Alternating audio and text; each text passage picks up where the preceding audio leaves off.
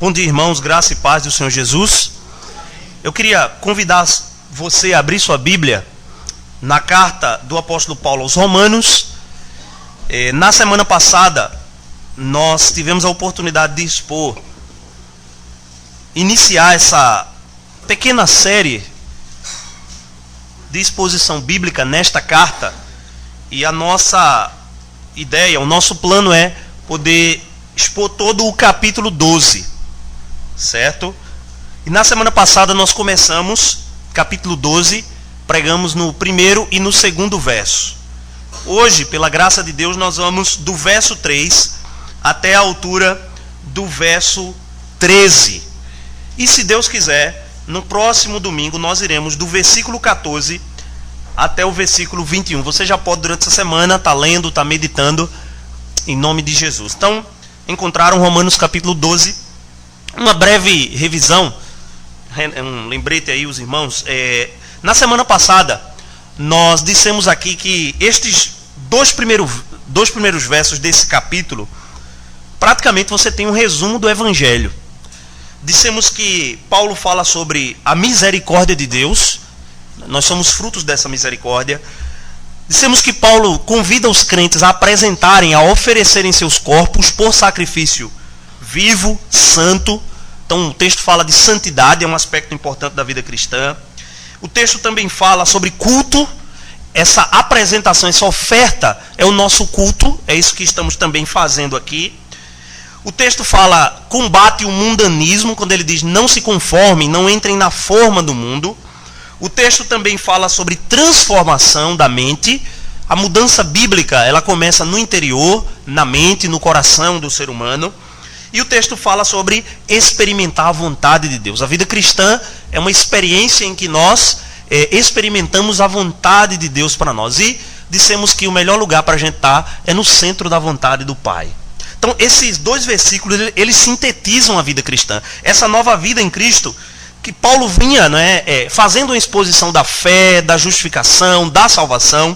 E nesse capítulo 12, Paulo se volta mais para exortar, para aconselhar os irmãos. Não é que aqui também não haja exposição, depois de falar da grandeza de Deus. A partir do verso 3 agora nós vamos ler a palavra de Deus.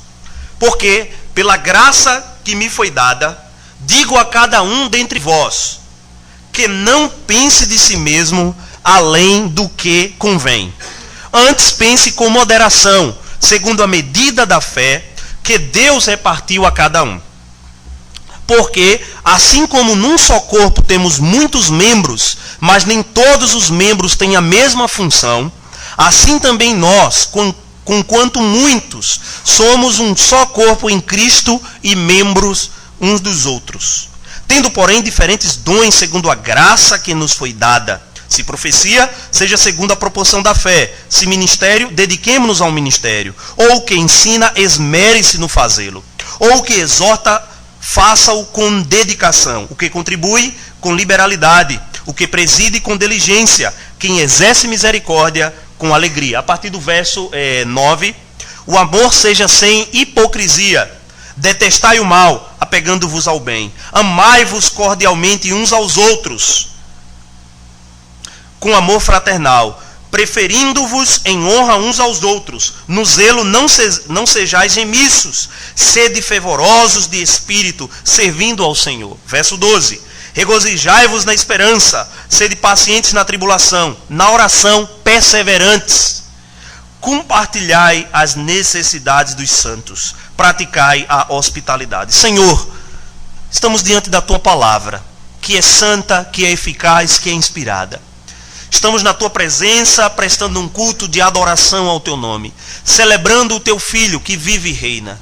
Ó Deus, nesse momento o Teu povo é chamado pelo Senhor para ouvir a Tua palavra. Nós queremos, ó Deus, reconhecer as nossas faltas diante do Senhor, os nossos atos de pecados e de iniquidades. Queremos, ó Deus, confessar os nossos pecados, nos purifica.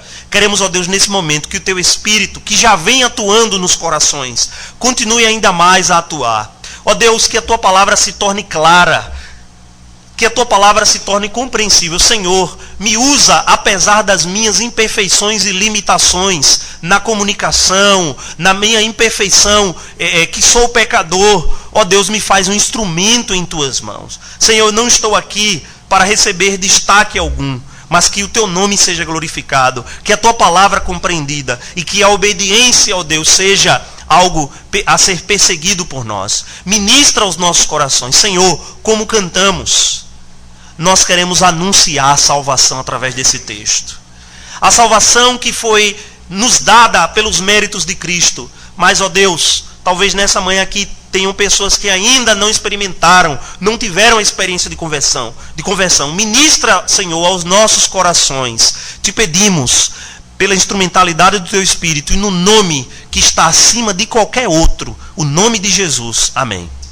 Meus irmãos, nós dissemos então que esse texto, o apóstolo Paulo fala sobre a dinâmica da vida cristã. E a vida cristã, ela possui pelo menos 3 aspectos ou 3 áreas com as quais nós vamos nos relacionar. A vida cristã é uma proposta, é um plano de Deus para resgatar o pecador que tinha se desviado do Senhor. E com esse pecado, o homem ele distorceu sua relação com o seu Criador, sua relação com o próximo e sua relação com a natureza. O pecado afetou profundamente o relacionamento do homem com essas 3 áreas. E a perspectiva cristã que Paulo nos apresenta é de uma renovação, de uma transformação no que diz respeito a estes relacionamentos. Como disse na semana passada, falamos sobre o nosso relacionamento para com Deus, o nosso Criador e também o nosso Redentor. Hoje iremos falar sobre a perspectiva, a dinâmica da vida cristã no que diz respeito à igreja, a relação nossa com os demais irmãos em Cristo, com aqueles que também, assim como nós, professaram e têm professado a mesma fé. Mas, irmãos, diante de tanta tragédia que tem nos acometido nesse mundo, diante de tantas notícias más, quer dizer, algumas boas, né, nas Olimpíadas, certo? Tem ajudado essas 2 semanas, abrindo um parêntese, parece que a gente respirou um pouquinho, não foi? A política saiu um pouquinho do cenário e só se falou em esporte. Mas, irmãos, amanhã é segunda-feira e a realidade volta. Mas eu queria dar uma boa notícia para você nessa manhã. Parece que não é mais uma boa notícia. Você talvez esqueceu, a vida está tão atarefada que você esqueceu. Irmãos, a notícia que eu queria dar é que em Cristo nós somos salvos. Amém? Em Cristo os nossos pecados foram perdoados. Em Cristo a nossa condição diante de Deus foi transformada de inimigos de Deus para amigos de Cristo. Pessoas que agora abraçam a proposta do Criador.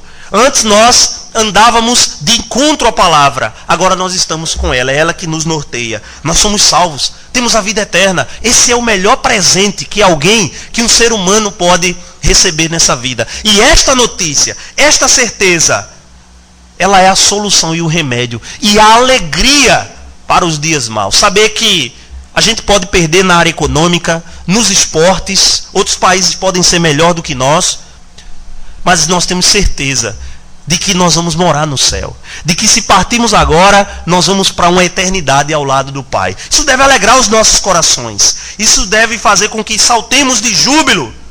Por isso que Paulo convoca os crentes. Paulo começa no verso 3, usando a palavra porquê. E ele não faz isso por acaso. Paulo exatamente vai conectar ou ligar o que ele disse anteriormente, o chamado dos cristãos a oferecerem os seus corpos, para o que ele vai fazer agora. Primeiro, a nossa relação tem que ser com Deus. Antes de fazer qualquer serviço na igreja, antes de fazer qualquer serviço lá fora, temos que ter uma vida de comunhão, de oferecimento dos nossos corpos a Deus, uma vida de santidade. E por isso que Paulo diz, por quê? Essa palavrinha é exatamente o que liga a parte anterior ao que ele vai falar. Aí Paulo diz que não vai falar de sua própria autoridade. Ele diz, pela graça que me foi dada. Nos chama a atenção que quando Paulo começa no capítulo 12, verso 1, Paulo vai rogar ou convocar, chamar os irmãos, não por sua própria autoridade, mas pelas misericórdias de Deus. Ou seja, por causa das misericórdias de Deus, do que Deus fez e tem feito por nós, eu convido vocês, eu convoco vocês a viverem esse estilo de vida, Agora Paulo diz graça. O Evangelho é uma apresentação da graça e da misericórdia de Deus. Graça e misericórdia são faces de uma mesma moeda. A misericórdia é Deus deixando de aplicar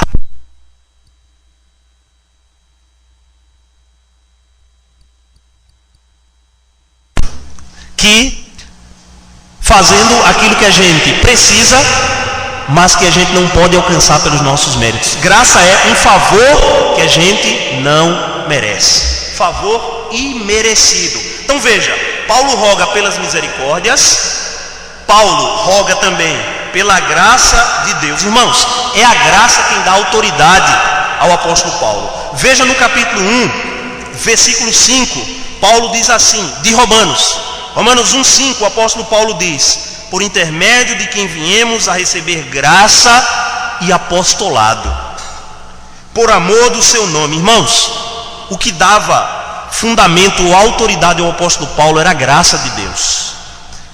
É o que também fundamenta, alicerça a nossa vida cristã. É esse favor de Deus por nós que nos dá exatamente a fundamentação da vida cristã. Então Paulo diz, pela graça, eu tenho autoridade de dizer isso a vocês. Veja, a autoridade de Paulo não estava nele mesmo. Então, irmãos, como falei, a salvação foi um presente. Mas quando Deus nos salva, Deus não isola o seu povo numa ilha, numa montanha, mas Deus conecta cada crente a uma comunidade de fé, a uma igreja, e há um propósito para isso. Deus dota, ou Deus dá a cada crente pelo menos um dom espiritual, para que você possa usar aquele dom não em benefício próprio, mas em benefício da comunidade. Nós passamos a ter uma vida comunitária, literalmente, uma vida em comunidade. Nesse sentido, o apóstolo Paulo, ele vai exatamente falar sobre o compromisso que nós temos no corpo de Cristo, nessa passagem. As obrigações que nós temos como cristãos. Fomos salvos por Deus, já dissemos que é a melhor notícia. Deus nos deu um dom espiritual e agora nos resta, literalmente, dobrarmos as mangas das camisas e trabalharmos na obra de Deus até a vinda de Cristo, pregando o Evangelho, edificando o corpo, usando essas capacitações para a edificação do corpo de Cristo. Nesse sentido, irmãos, eu queria fazer uma pergunta e responder através de alguns pontos aqui. Qual deve ser a atitude do crente para com a igreja? A atitude do crente para com a comunidade de fé na qual ele está inserido. A fé cristã, ela não pode ser vivida de forma individual. Tem surgido um movimento nos dias de hoje, os desigrejados, de pessoas que dizem: olha, eu não preciso de igreja para ser crente, e se eu quiser em casa, eu posso pegar meu computador e acessar aí várias igrejas no Brasil, fora, e posso prestar meu culto em casa. Posso dizimar, ofertar por transferência bancária, a ceia eu faço mesmo, quando a igreja estiver fazendo lá. Irmãos, isso não é um modelo bíblico. O modelo bíblico é de congregação, de ajuntamento, por mais difícil que seja. Então esse é um movimento que a gente tem que se colocar contra, dos desigrejados. Ah não, eu sou a igreja. Biblicamente, ninguém individualmente é igreja. Somos um corpo, nós somos a igreja. Então qual deve ser o nosso papel, ou a nossa atitude para com a igreja? Paulo nos mostra isso no verso 3. Paulo nos diz: porque pela graça que me foi dada, eu digo a vocês, eu ordeno a vocês, a cada um. É como se Paulo estivesse falando com seu próprio leitor. Paulo era um escritor que me chama muita atenção. Ele era um escritor que dialogava com aqueles que liam as suas obras. Ele chamava a atenção do leitor de forma pessoal. Digo a cada um de vocês, é como se Paulo estivesse lá naquela igreja: não pense de si mesmo além do que convém, antes pense com moderação. A primeira atitude nossa para com a igreja, o corpo de Cristo, é não ter uma compreensão, ou melhor, desculpem, é ter uma compreensão correta de quem nós somos. Qual a nossa identidade em Cristo? Quem nós somos a partir de agora? Paulo nos fala isso através desse versículo 3. Devemos ter um pensamento correto de quem nós somos. Em outras palavras, Paulo está dizendo para aqueles irmãos: tenham um conceito justo, um conceito equilibrado de quem vocês são. Que este conceito não seja nem aquém, nem além. Meus irmãos, dissemos que a mudança bíblica, ela é operada no nosso pensar, porque a forma como pensamos ou o que pensamos influencia naquilo que somos e naquilo que fazemos. A mudança bíblica, ela é exatamente a mudança no coração, na mente, no cerne, no centro do ser humano. Por quê? Porque é a partir dali que ele vai executar as atividades. Então, Paulo chama os irmãos a terem uma compreensão correta, equilibrada.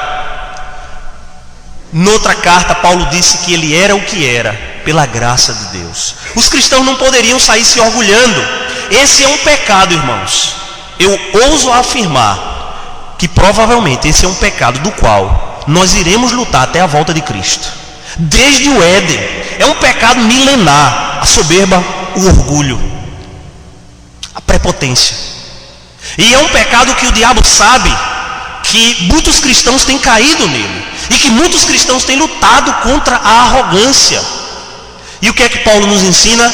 Não tenham um conceito, em outras palavras, nem elevado demais, nem também aquém. Nós o tempo todo recebemos pessoas assim, pessoas que estão se achando demais, ou pessoas que estão se achando de menos. Irmãos, a palavra de Deus nos convida a termos um pensamento correto de quem nós somos, a termos um pensamento moderado, lembrando de que tudo o que somos é porque Cristo operou na nossa vida. Somos o que somos pela graça, pela salvação que foi ofertada por Deus a nós. É isso que Paulo nos diz. Na linguagem popular seria: não se ache o tal.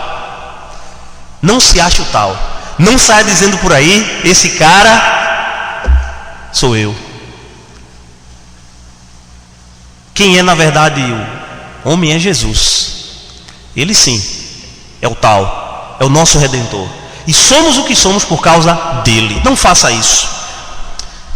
E Paulo termina esse versículo dizendo: segundo a medida da fé que Deus repartiu a cada um. Isso aqui já prepara o terreno para o que Paulo vai falar mais na frente.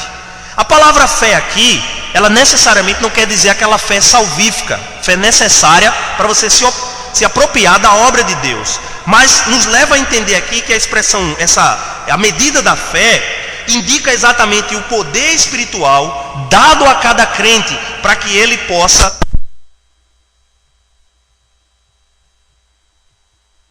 Deus não só nos salva, nos dá um dom, mas Ele nos dá capacidade para desempenhar este serviço. E a gente não pode sair por aí se achando. Por quê? Que nos dá a medida, a capacitação para o trabalho é o próprio Deus. Então, esse é o primeiro ponto que nós queríamos destacar. Essa questão de dom no meio da igreja, ela é uma questão que, se não for corretamente administrada, pode gerar muitos problemas. Temos uma igreja, pelo menos no Novo Testamento, que teve que lidar com essa situação. A igreja aos Coríntios, né? A igreja corintiana lá, né? Talvez por isso que ela tivesse esses problemas aí, viu, irmãos? Ela era corintiana. O uso dos dons no culto. Paulo fala sobre isso. Um irmão se achando mais do que outro. Ah, eu tenho um dom de profecia. Ah, eu tenho um dom de línguas. Ah, meu dom é de serviço. É menos, meu dom é, de servir as pessoas. Isso acontecia. Irmãos na fé, do mesmo corpo, que estavam se destacando, se achando tal, por causa do dom que tinha. Paulo escreve tanto aqui aos Romanos quanto lá aos Coríntios, exatamente combatendo isso. Eles esqueceram que quem dá o dom não são eles mesmos. É Deus quem concede, de forma graciosa. Não para o nosso orgulho, mas para o serviço da edificação e para a glória dele. Segundo lugar, Paulo nos mostra que a nossa atitude para com a igreja, o corpo de Cristo, deve ser de saber que somos membros de um corpo. E cada membro desse corpo tem uma função. Olha o que diz o verso 4. Porque assim como num só corpo, nós só temos um membro, é assim? Seu corpo é só composto por mãos. Seria estranho, né? Um corpo só composto por mão, por pés, por olhos, por boca. Um corpo é composto por um conjunto de membros. Há uma diversidade de membros. Nem todos os membros têm a mesma função. Porque se todos os seus membros fizessem a mesma função, ia ser uma desorganização. Essa figura, ela nos chama a atenção porque Paulo, para falar da natureza, do que a igreja é, Paulo usa essa figura do corpo. E o corpo é um conjunto de membros que um depende do outro para operar, para realizar as ações. Essa é uma figura que destaca esse aspecto tanto da unidade quanto da diversidade da igreja de Cristo. Essa é uma figura muito interessante. Não só temos ela para a igreja, mas a figura que melhor expressa unidade e diversidade é a figura do corpo. Paulo usa isso aqui em Romanos, figura, usa em Coríntios, em outras cartas também. É uma figura muito rica para os seus leitores. Que a igreja é comparada a esse corpo, que há vários membros, mas esses membros têm funções diferentes. Unidade e diversidade. Irmãos, Paulo aqui também provavelmente esteja olhando para a Trindade. O que é a Trindade? Que é a essência do cristianismo. A unidade. Mas essa é uma unidade composta. A essência é única. Deus, a divindade. Mas as pessoas são três. Um único Deus que subsiste eternamente em três pessoas. Unidade e diversidade ao mesmo tempo. Assim é a igreja. Porque a igreja, ela é um reflexo de quem o Deus Trino é. Por isso que tem que haver unidade, diversidade, mas harmonia. Porque na Trindade, ninguém fica se achando mais importante. Na Trindade, ninguém destaca a função e o papel. Ninguém atropela o trabalho do outro. Irmãos, isso é um mistério eterno. Mas é uma coisa que, na teologia cristã, mais deve chamar a nossa atenção. O Deus que se revelou nas páginas das Escrituras, ele é um Deus trino. Eternamente. E isso embasa, é fundamento para muitas coisas na vida cristã. A salvação é uma obra da Trindade. O batismo expressa a Trindade. Não é? A igreja expressa o que a Trindade é. Quando a igreja não entende essa unidade, essa diversidade, ela está pecando contra o Deus Trino. Então, Paulo exatamente nos mostra isso, usando essa figura, destacando a unidade orgânica da igreja no verso 5, mas também sua diversidade no verso 6. Paulo diz, assim também, olha a comparação, nós, o próprio Paulo se inclui. Ele não está acima disso. Paulo se inclui no corpo, como parte também desse corpo. Conquanto muitos somos um só corpo em Cristo e membros uns dos outros. Eis aqui o que é a igreja. Unidade orgânica, diversidade de funções. Paulo nos mostra aqui a natureza da igreja. E ele nos mostra as necessidades e benefícios mútuos desses membros unidos na pessoa de Cristo. É por isso que tem que haver um entendimento de quem nós somos em Cristo, para que a gente possa desempenhar de forma coordenada, harmoniosa, a nossa tarefa no corpo. Você tem um corpo. Você quer que cada membro desse corpo possa estar operando de forma perfeita. Já imaginou na hora que você precisou de sua mão, ela não está operando? Irmãos, na igreja há necessidade. Aprove a Deus. Ele é sábio. Ele conta conosco na expansão do seu reino. Só isso deveria ser motivo de alegria. Em nós não há méritos. Se essa obra fosse entregue em nossas mãos, ela não iria ser concluída. Mas Deus, Ele nos dá essa capacitação. Ele nos convida a participarmos da expansão do seu reino com os dons que Ele confiou a nós. Então, meu irmão, se você é um pé e você não está fazendo o seu trabalho, de certa forma a igreja está manquejando. Se você é uma mão e não está fazendo o seu trabalho, e em algum momento A igreja está sentindo falta das mãos que são muito importantes e com elas executamos muitas coisas. Sem os olhos, como é que a igreja vai caminhar? Cega? Observe a responsabilidade que a Escritura lança sobre cada um de nós.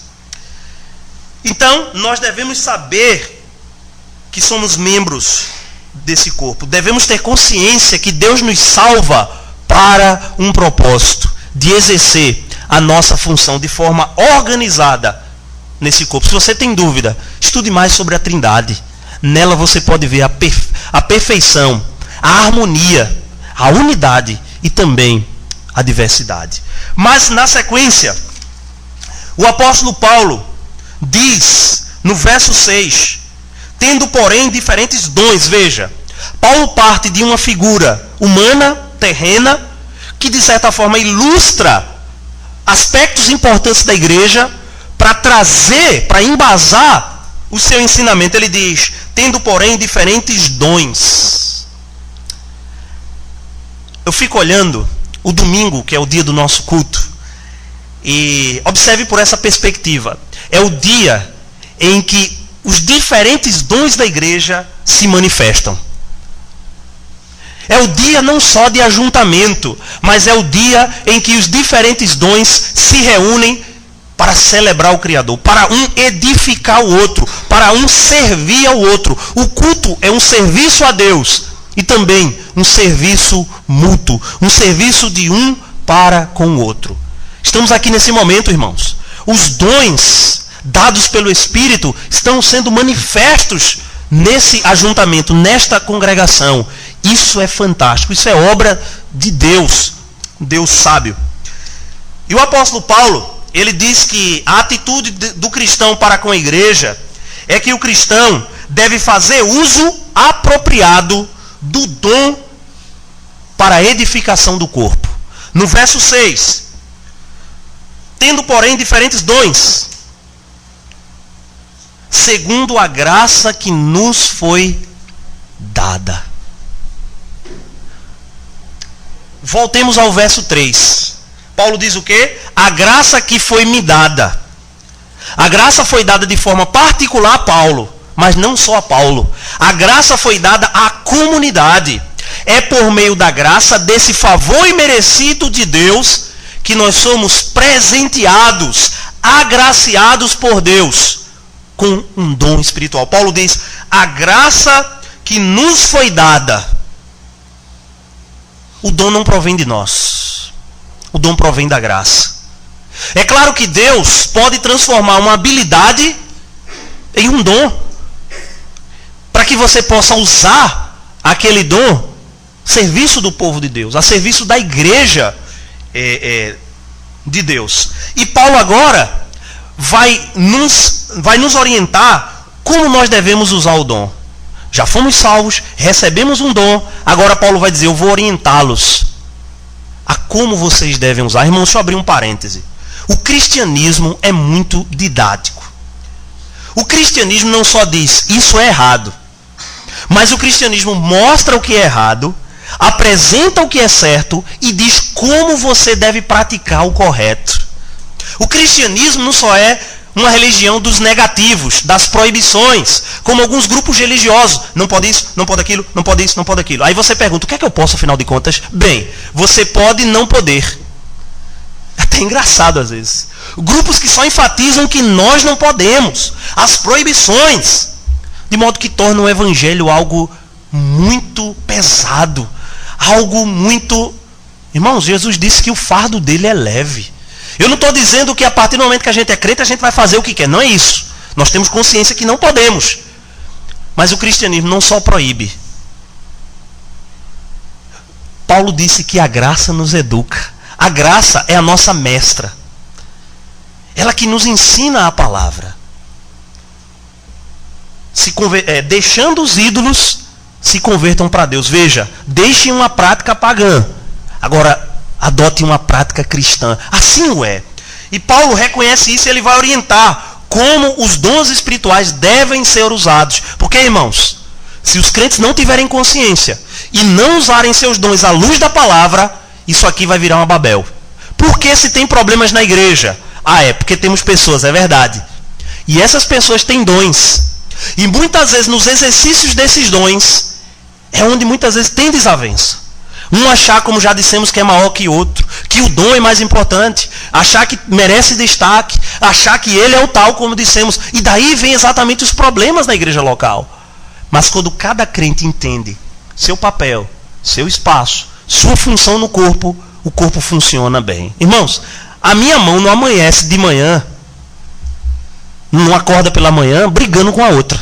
Ao contrário, elas se ajudam para que eu possa fazer aquilo que preciso e sair para o trabalho.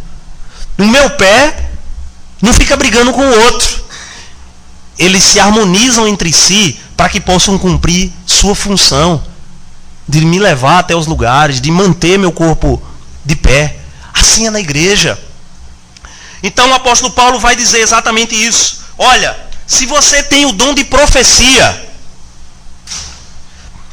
profetize segundo, ele nos diz aí o verso 6, a proporção da fé. Paulo começa por esse dom. Nós temos aqui, na verdade, uma das listas de dom do Novo Testamento. Nós temos outras. Coríntios, carta de Pedro. E essa lista ela é composta de pelo menos 7 dons que se manifestam na igreja. Esses dons não são restritos aos líderes da igreja. Esses dons para toda a igreja. Esses dons é para serem manifestos no meio do povo de Deus. Se isso não acontecer, algum membro está faltando com a sua função. Então, se profecia não se refere apenas a predições de eventos futuros. Daqui a 5 anos vai acontecer isso, aquilo. Não, mas profecia também aqui se refere ao próprio anúncio da palavra. A pregação da palavra. O profeta, ele não só anunciava coisas futuras que Deus iria fazer, mas ele confrontava o pecado do povo. Ele chamava a atenção do povo. Ele anunciava a palavra. Ele dizia que o povo estava errado e que nesse caminho Deus iria condenar aquele povo. E aquele povo precisava se arrepender, converter de seus maus caminhos e se voltar para Deus. Então, profecia aqui também traz essa ideia de anúncio. Se você tem esse dom, exerça-o na proporção de sua fé. Aqui, pelo menos, aqueles que estudam essa porção se dividem, dizendo que essa proporção da fé é que você tem que exercer esse dom de acordo com a palavra. Você tem que anunciar a Escritura de acordo com o que ela diz, não contradizendo o que ela ensina.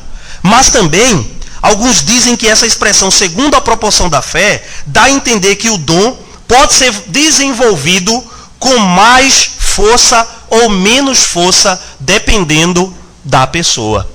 São aspectos interessantes. Porque o fato de que Deus ele nos dá um dom, não quer dizer que esse dom será exercido de forma automática.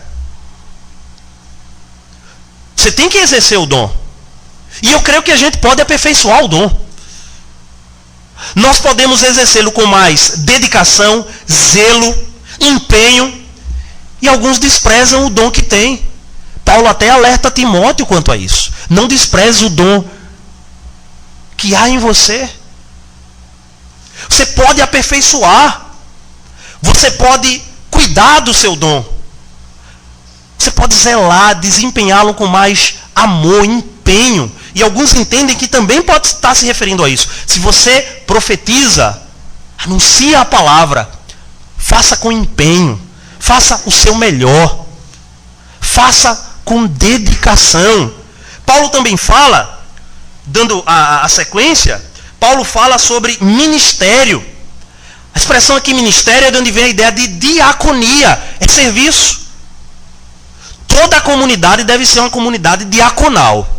Todo crente é chamado para servir a Deus, aos irmãos, ao mundo. Mas existem biblicamente aqueles que têm esse dom. Um detalhe. Como a gente sabe que uma pessoa tem um dom? Como você sabe que você tem um dom? Primeiro, você precisa buscar orientação da parte de Deus. Sua palavra. Mas veja, algumas coisas nos ajudam. Dom é aquilo que você faz. Você se sente muito bem ao realizar. Você percebe que está obedecendo a palavra. Mas tem um detalhe, há um reconhecimento da igreja. A igreja vê que você é bom naquela área. Isso é um sinal de que você provavelmente tem aquele dom. Quando você não tem um dom, você pode fazer. Irmãos, não é da mesma forma de alguém que tem um dom. De alguém que tem aquela capacitação do Espírito Santo. Ele sente paz da parte de Deus, confirmação, mas também a comunidade olha e diz, rapaz, esse irmão ele tem iniciativa para o serviço, pastor. Ele vê detalhes. Ele vê além. Ele serve. As mínimas coisas ele está servindo. Enquanto muitas vezes tem pessoas na igreja que podem só fazer quando o pastor pede, alguém pede. Então existem pessoas que se destacam no dom do serviço. E não é, biblicamente, um dom menos importante do que os outros. Deus chamou você para isso, meu irmão. Sirva ao Criador através desse dom. Ministério é o serviço, é a diaconia. É o da assistência à comunidade. Nós precisamos, na igreja, de pessoas que sirvam, que usem esse dom. Todos precisam fazer. Mas alguns da comunidade têm esse dom. Eles se destacam fazendo isso. Paulo continua. O que ensina, esmere-se no fazê-lo. Na língua em que a Bíblia foi escrita, essa palavra esmere-se ela não tem. A ideia de Paulo é, o que ensina, o que é que uma pessoa que ensina tem que fazer? Oi? Tem que ensinar. É como está lá no texto. O que ensina, ensine. O que levou, provavelmente, quem traduziu a Bíblia a dizer, olha, se você ensina, dedique-se a essa área. Seja o melhor nesta área. Prepare suas aulas. Ore a Deus. Consagre cada aluno seu. Prepare da melhor maneira, ensaie antes. Faça cursos de aperfeiçoamento para a glória de Deus. Para que você possa usar esse dom de ensino da palavra, das escrituras, para a edificação do corpo. Aqui a gente vê exatamente um professor que tem um dom de ensino. Eu já tive professores que tinham dom. E professores que não tinham. A aula desses professores eram diferentes. A paixão, a dedicação, o zelo de um professor que tem dom de ensino, você nota. Camarada ensina pelos cotovelos. A todo momento tudo ele vê ensino. Tudo ele...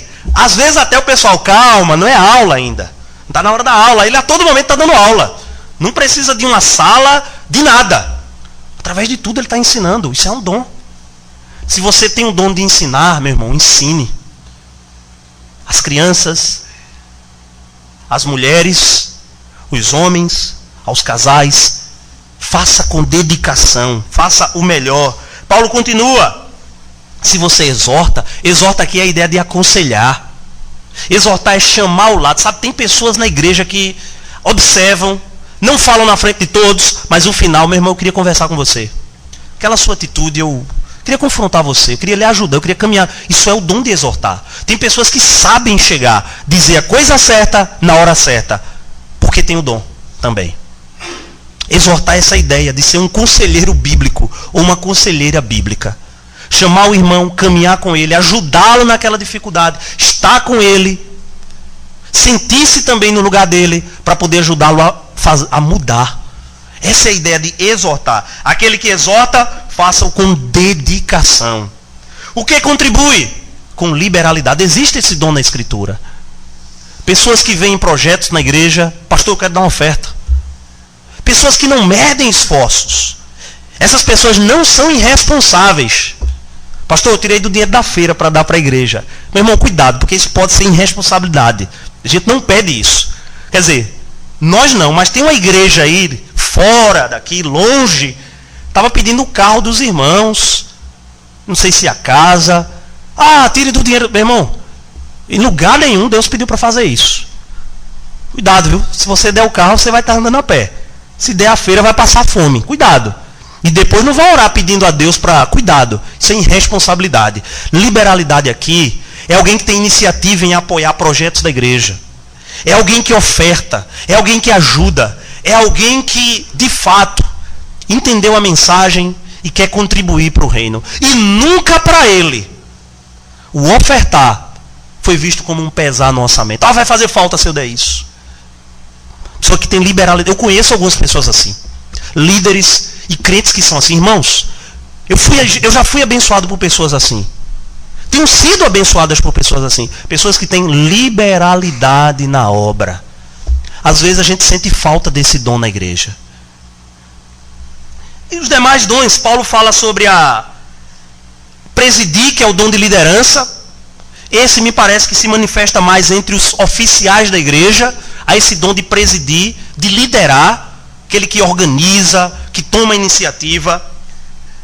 Dom de misericórdia, que é aquele irmão que quando vê os necessitados, socorre, atende, visita, chega junto para orar, manda mensagem, acompanha. Há também esse dom. E não só esses dons. Em outros lugares tem outros, mas a gente está expondo aqui esses dons. Irmãos, o apóstolo Paulo, por 2 vezes, em 1 Coríntios capítulo 12, verso 31, eu queria que você abrisse esse texto. 1 Coríntios 12, 31.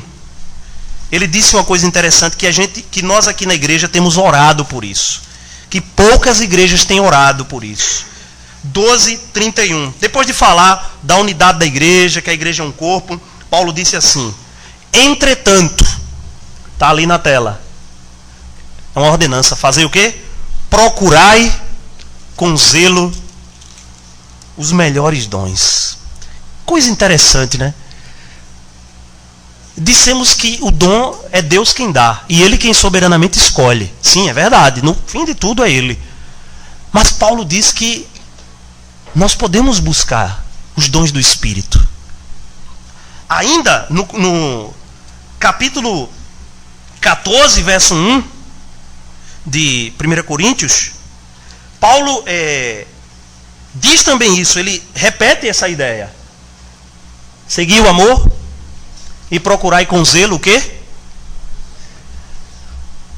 Irmãos, os líderes dessa igreja têm sentido falta disso nessa igreja. Digo isso porque o próprio pastor Anselmo compartilhou isso em uma de nossas vigílias. Nós temos sentido falta da sede da igreja por buscar dons. Não para que a gente possa se destacar, mas porque é através dos dons que o corpo é edificado. Crentes orando a Deus: Senhor, me dá o dom. Senhor, eu quero o dom, para que eu possa te servir. Nós temos sentido falta. E às vezes a gente tem orado por avivamento, por crescimento, para que a igreja seja mais fervorosa, tenha uma atuação mais eficaz. Mas poucas vezes a gente tem orado em casa nas reuniões de oração. O pedido pelo emprego, né?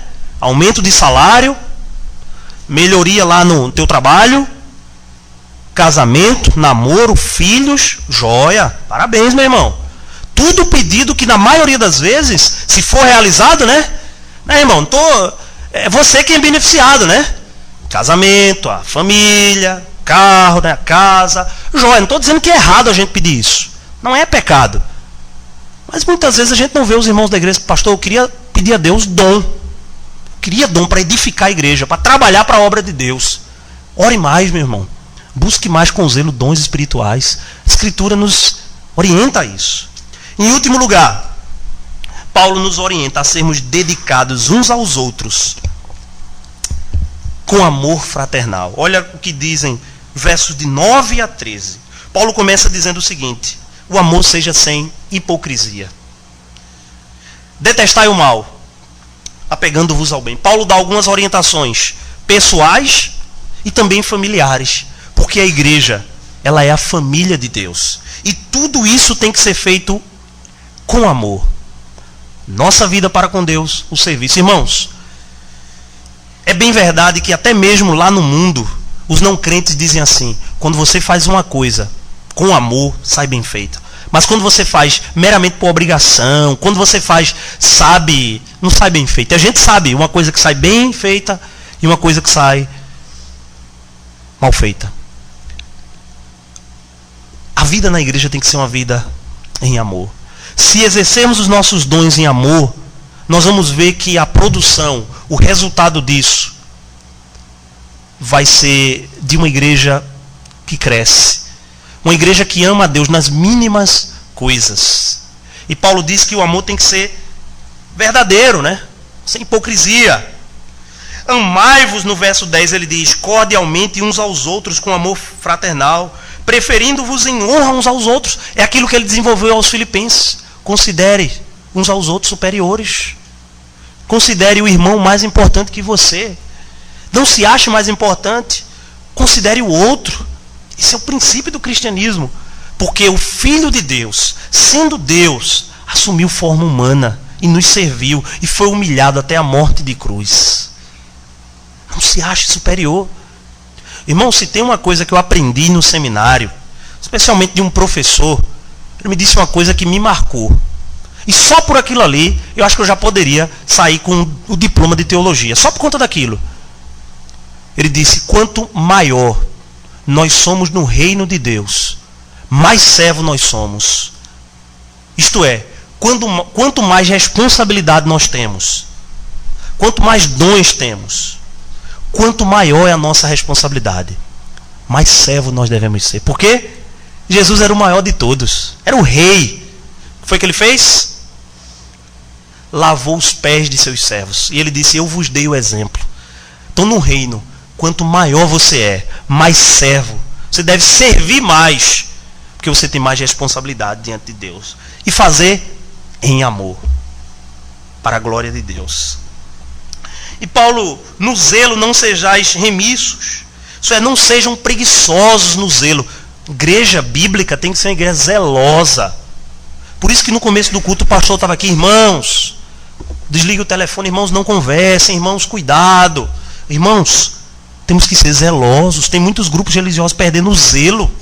Tem mais apreço pela palavra, não tem mais apreço pelo culto, não tem mais apreço pela adoração, pela vida cristã. Regozijai-vos na esperança, Paulo diz. Sede pacientes na tribulação. Na oração, perseverem. Exerçam o dom, mas orem. Perseverem na oração. E o verso 13, aí é que ele fala mesmo de comunidade. Compartilhai as necessidades dos santos. Praticai a hospitalidade. Nos dias de hoje, essa questão da hospitalidade é um pouco diferente do Novo Testamento. Hoje, todo mundo tem casa, a gente vai para outros lugares, conhece, né? Consegue se hospedar. Nos tempos bíblicos não era assim. Havia pregadores itinerantes que saíam às vezes de um país para o outro, de uma cidade para outra. E o que Paulo está dizendo, irmãos, acolham essas pessoas. Acolham aos irmãos. Abram as portas de suas casas para receber o irmão na fé.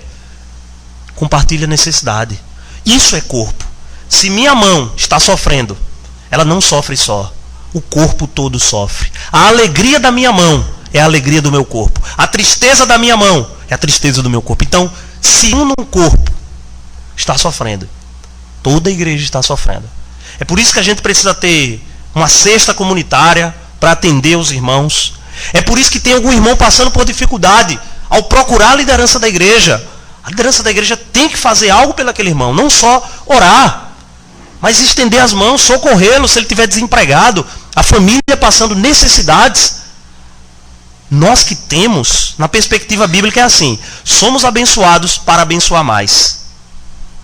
Quanto mais recursos a gente tem, mais responsabilidade de servir, de compartilhar com os necessitados a gente tem. Portanto, irmãos, quando orar por riqueza, lembre disso, viu? Não é para você estar na sua mansão, ao contrário. Aquela mansão sua é para receber os irmãos lá. Se vai sujar, depois limpa. Se vai, depois arruma. Para servir. É para doar mais. E eu sei, irmãos, que muitos de nós aqui gostaríamos de ter mais recursos. Irmãos, eu queria poder investir mais na obra missionária. Eu queria poder abraçar alguns projetos missionários. Eu queria poder ganhar 10 vezes mais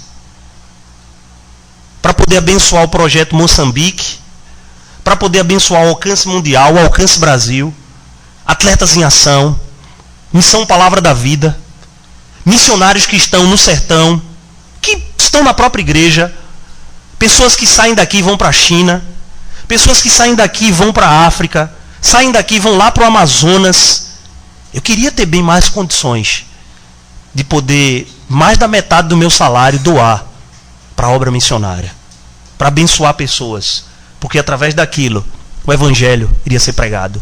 Um dia Um missionário saiu lá dos Estados Unidos para vir pregar o evangelho para mim, para começar um trabalho em uma comunidade pobre.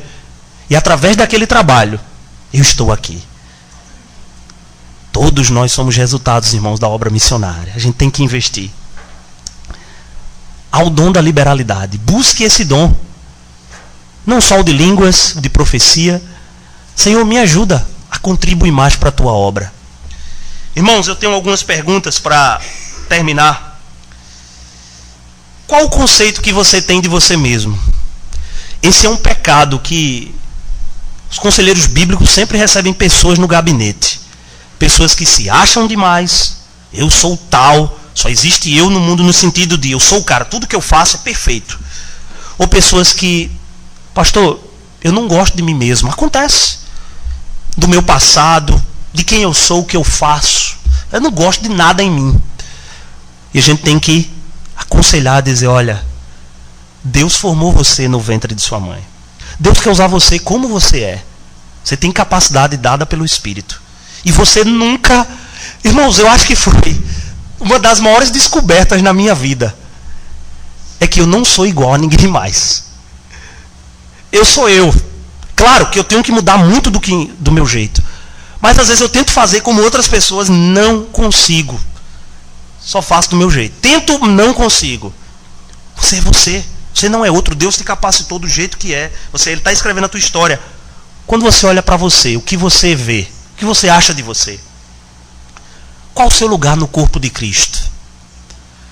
A Rede Globo tinha um programa, eu não vou dizer o nome, que era Seu Lugar no Mundo.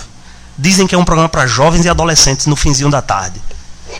Seu lugar no mundo, ó. O programa estava ensinando aos jovens a encontrar o lugar dele no mundo. Qual o seu lugar no corpo? Quem é você no corpo de Cristo?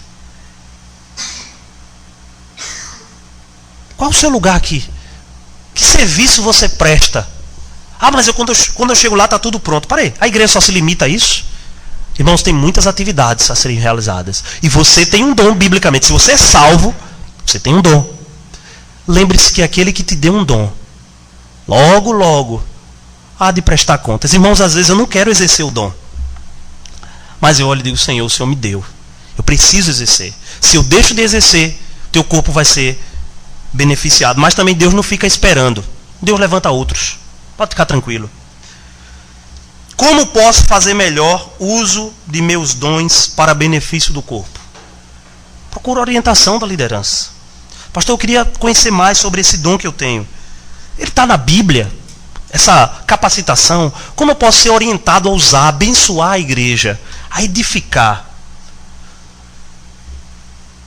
A igreja como corpo deve aumentar, essa figura da igreja como corpo deve aumentar a nossa dependência mútua. Eu não faço nada aqui sozinho. Pastor Anselmo não faz nada aqui sozinho.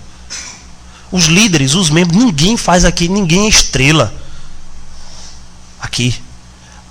A única estrela que é o sol é Jesus. Que quando brilha, nenhuma outra estrela aparece. Porque a gente não vê estrela essa hora no céu. Que a estrela maior está brilhando. Irmão, Jesus está brilhando na nossa vida. Por isso que a gente não aparece. E também a apreciação da diversidade dos dons. O espaço para que cada um possa trabalhar. Irmãos, que Deus nos abençoe e nos ajude a buscar da parte de Deus os dons espirituais e a exercê-lo. Qual o seu dom? Comece a partir de hoje a trabalhar para a obra de Deus. Para que a partir daqui, desse local, o evangelho seja propagado no bairro aqui, na cidade, no estado, no Brasil, no mundo, até a volta gloriosa do Senhor Jesus. Bom dia.